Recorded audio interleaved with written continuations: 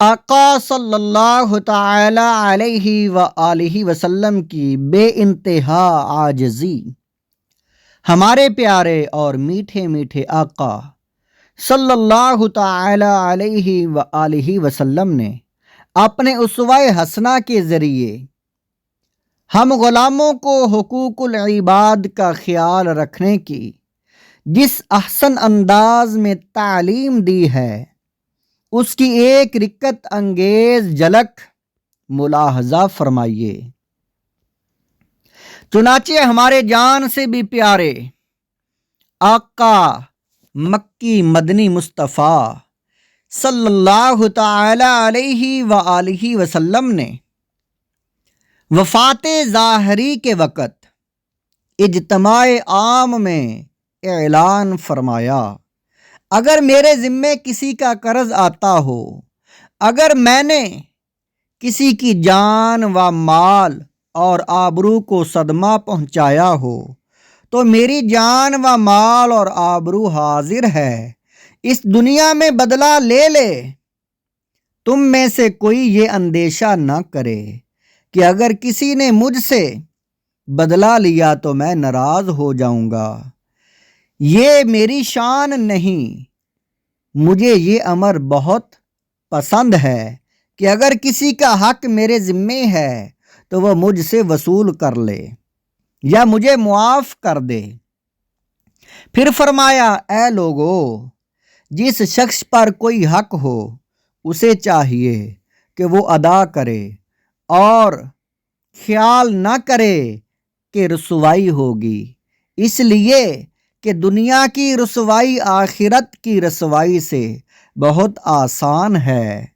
تاریخ دمشق لابن عساکر، جلد نمبر 48، صفحہ نمبر 323۔ نیکیوں کے ذریعے مالدار۔ میٹھے میٹھے اسلامی بھائیوں، سرکار صلی اللہ تعالی علیہ وآلہ وسلم کہ جو خود رحمت للعالمین ہیں، آپ نے کبھی کسی کا حق دبایا ہو، کسی کو ستایا ہو، اس کا تصور بھی نہیں کیا جا سکتا، مگر پھر بھی خوف خدا کے سبب آپ لوگوں سے معافی مانگ رہے ہیں۔ آپ صلی اللہ تعالی علیہ وآلہ وسلم کے اس عمل سے ہمیں بھی درس ملتا ہے کہ اگر کبھی جانے انجانے میں کسی کی حق تلفی ہو جائے یا کسی کو ہماری ذات سے کوئی تکلیف پہنچے تو فوراً معافی مانگ لینی چاہیے۔ اس کام میں ہرگز سستی و شرم نہیں کرنی چاہیے،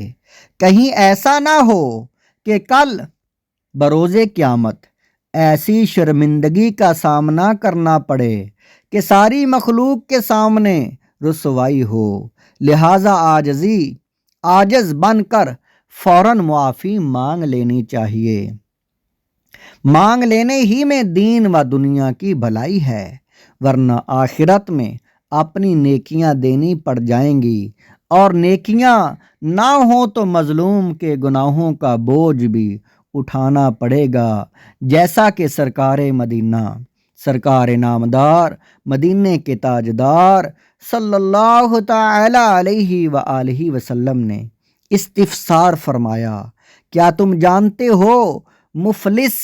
یعنی غریب کون ہے؟ صحابہ کرام علیہم الرضوان نے عرض کی یا رسول اللہ صلی اللہ تعالی علیہ وآلہ وسلم، ہم میں سے جس کے پاس دراہم ہوں نہ دیگر سامان وہ مفلس ہے۔ فرمایا، نہیں، یہ لوگ حقیقت میں مفلس نہیں، بلکہ میری امت میں مفلس وہ ہے جو قیامت کے دن نماز، روزے اور زکوٰۃ تو لے کر آئے گا، مگر ساتھ ہی کسی کو گالی بھی دی ہوگی، کسی کو تہمت لگائی ہوگی، اس کا مال ناحق کھایا ہوگا، اس کا خون بہایا ہوگا، اس کو مالدار ہوگا، پس ان سب گناہوں کے بدلے میں اس کی نیکیوں میں سے کچھ اس مظلوم کو دے دی جائیں گی اور کچھ اس مظلوم کو پھر اگر اس کے ذمہ جو حقوق تھے ان کی ادائیگی سے پہلے اس کی نیکیاں ختم ہو گئیں تو ان مظلوم کی خطائیں لے کر اس ظالم پر ڈال دی جائیں گی، پھر اسے آگ میں پھینک دیا جائے گا۔ حضرت سیدنا شیخ ابو طالب محمد بن علی مکی علیہ رحمہ القوی قوت القلوب میں فرماتے ہیں، آپ فرماتے ہیں زیادہ تر اپنے نہیں بلکہ دوسروں کے گناہ ہی دوزخ میں داخلے کا باعث ہوں گے۔ یہی وجہ ہے جس کے ذریعے لوگ دوزخ میں جائیں گے، یعنی حقوق العباد تلف کرنے کے سبب انسان پر ڈال دیے جائیں گے، نیز بے شمار افراد اپنی نیکیوں کے سبب نہیں بلکہ دوسروں کی نیکیاں حاصل کر کے جنت میں داخل ہو جائیں گے۔ قوت القلوب جلد نمبر 2 صفحہ نمبر 252۔